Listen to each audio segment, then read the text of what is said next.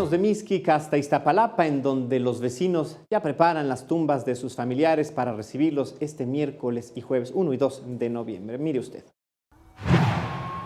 Ante la proximidad del Día de Muertos, los panteones del país ya son visitados para realizar la limpieza de las tumbas y poder celebrar el próximo 1 y 2 de noviembre a los difuntos. Ahorita vine a hacer la limpia, lo que es lo de la tumba.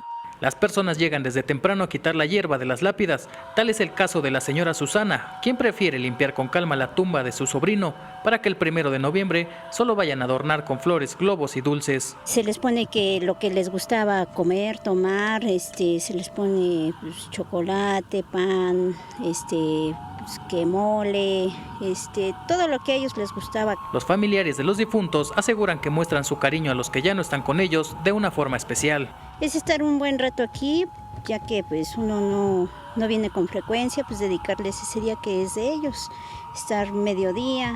Se espera que este miércoles 1 de noviembre los cementerios con mayor afluencia en la Ciudad de México sean San Andrés Mixquic, el Panteón Civil de Dolores y el de San Lorenzo Tezonco. Se espera que sean visitados por al menos 1,5 millones de personas. Con imágenes de Manuel Hernández, Héctor Mendoza, 21 Noticias.